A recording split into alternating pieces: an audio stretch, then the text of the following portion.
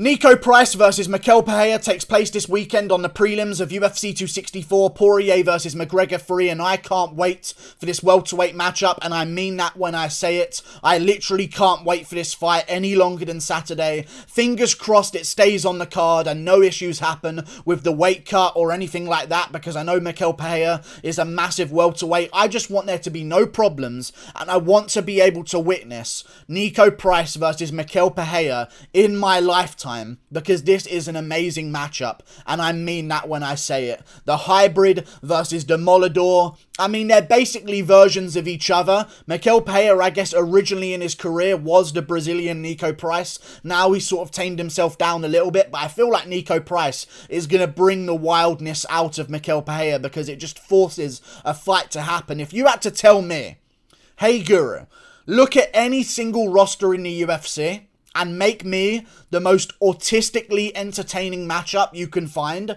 I would find you Niko Price versus Michel Pereira. I'm having trouble keeping the saliva in my mouth right now. It's Niko Price, Michel Pereira, okay? Chaos will ensue regardless of what happens. Niko Price will not allow Michel Pereira to stay patient and stay on the outside. I think Michel Pereira will be able to do that for a little bit, but eventually, if it does go too long and we end up in the late second or third round, I could see Niko Price eventually getting to Michel Pereira and making him scrap and making him really trade back and forth. Niko Price is never in a boring fight. Really looking forward to this one. I believe Michel Pereira is going to get the job done. I think he just has some natural advantages over Niko Price, and I don't mean that in terms of like frame or build, or even though he is probably going to be the bigger guy here against Niko Price. Niko Price has a 3-inch reach advantage here, which is absolutely ridiculous the way this man is built. Literally has the torso of a Dorito. The elbow, the shoulders come out so wide. It's not even his arms that are that long. His shoulders are just so wide and out there that it just adds on an extra 3 inches of reach. The arm length is not that crazy though. Either way, Niko Price does have some natural advantages over Michel Pereira in terms of the reach and the build and stuff like that, but in terms of skill, I believe Michel Pereira has a huge advantage over Niko Price, and you can see that in some of the stats. 54% for Michel Pereira, 41% for Niko Price, and Michel Pereira is the one going for rolling thunders, you know what I mean? So Niko Price, 41% accuracy compared to 54% for Michel Pereira. Defense rate for Niko Price, 49% for the defense rate of Michel Pereira, which is 58%. Output way in favor of Niko Price. They have two very different ways of fighting. Michel Pereira originally used to be a bit of a scrapper and go crazy and just go for the finish non-stop and basically try and break people. But now he's more patient. So he's changed his style. So I feel like his output has been dramatically dropped over his last two fights. The fight with Zelim Imadaev maybe was the best performance of his entire career. I believe it was the best performance of his entire career. Then he goes on there against Chaos Williams, who's got serious power in his hands. And Chaos Williams landed a lot of big shots on Michel Pereira, and Michel Pereira took them quite well. And for a guy who cuts a lot of weight to make welterweight, it's good to see him take those big shots against Chaos Williams in the first round and still be okay afterwards. Now, Chaos maybe edged out the first round, but Michel Pereira showed that he can go out there and really find a way to win under pressure. In the second round, he did what needed to be done. At the end of the round, he even looked to snatch up and rear naked choke at one point. Crazy athletic in those positions, the way he latches up the rear naked choke. He actually finished Zelim Imadaev by rear naked choke, but it wasn't really a finish because Zelim Imadaev didn't really tap. But either way, I feel like it would have been a tap or nap for Zelim Imadaev in that rear naked choke position.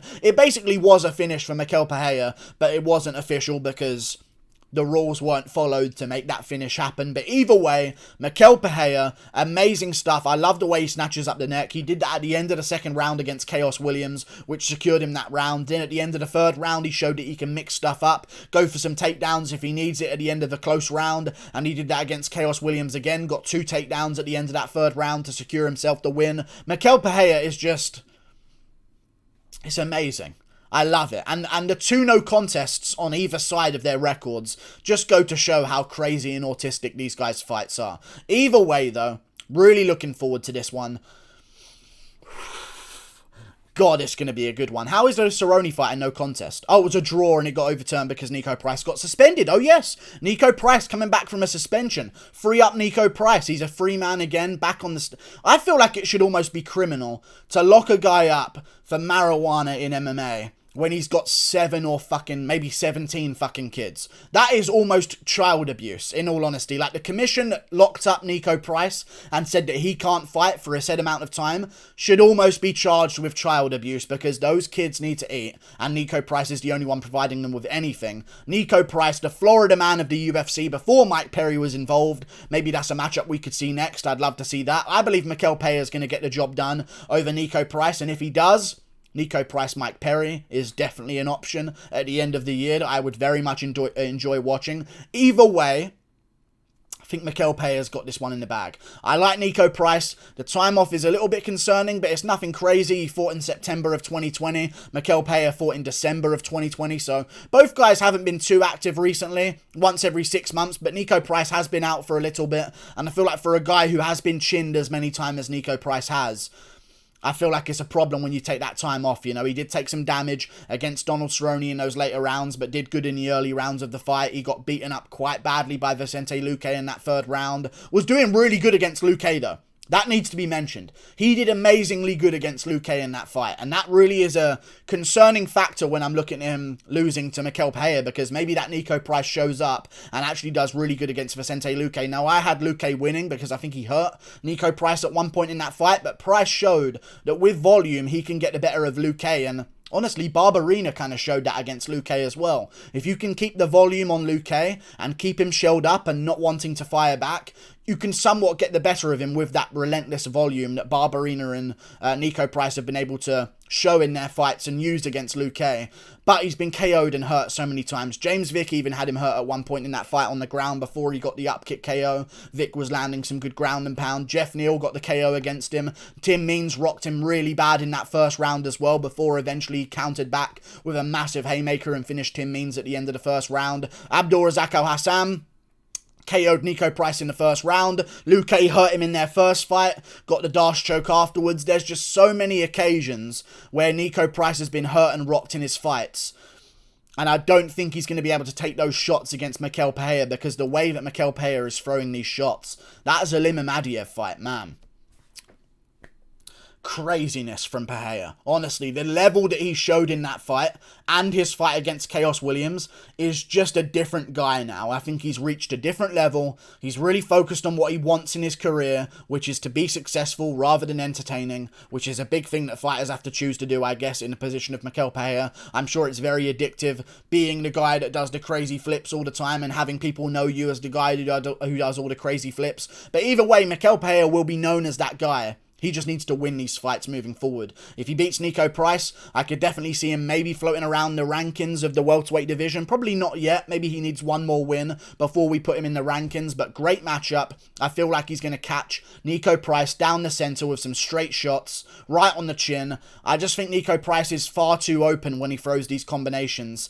And I think against Michel Pereira, where everything is right down the pipe, right on target with great accuracy and great patience and great shot selection, I feel like it's going to be a problem for Niko Price as this fight goes on. There could be some interesting moments on the ground, but I think Michel Pereira is big enough, strong enough, explosive enough to keep this standing if he wants to. Also, he's got good submission ability as well, by the way. Obviously goes for the rear naked chokes against Imamadiyev and Chaos Williams. He can latch them up out of nowhere, so he does have ability to submit this fight as well.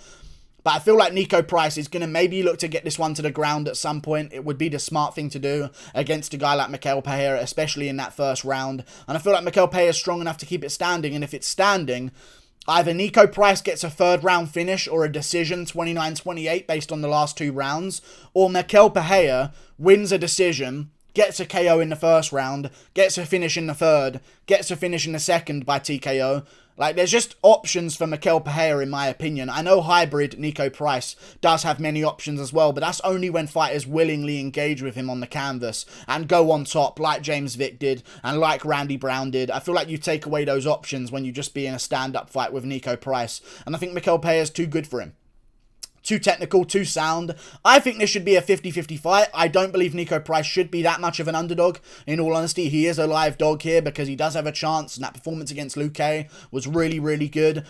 But in terms of power, he has got power, but not being able to finish Donald Cerrone at this point, even with all of those shots that he landed on Donald Cerrone, you know, not the best show of power in my opinion, and we've seen Michel Pereira take those shots off Chaos Williams. I don't see Niko Price KOing Michel Pereira in the early rounds, and I do see Michel Pereira maybe having a chance to do it to Niko Price, so I think I'm going to go with a late first round TKO for Michel Pereira. 4th minute of the first round, lands a good shot on Niko Price, straight right hand as Niko Price is going for a leg kick maybe, then Niko Price stumbles backwards, then Michel Pereira goes for like a flying knee, hurts Niko Price against the cage, follows up with ground and pound shots. I'm just really looking forward to this one. I like Niko Price's kicks that he uses, but then again I like Michel Pereira's front kicks. They're really nasty, really powerful, really fast. It's just, I know what Niko Price does, I know what Michel Pereira does.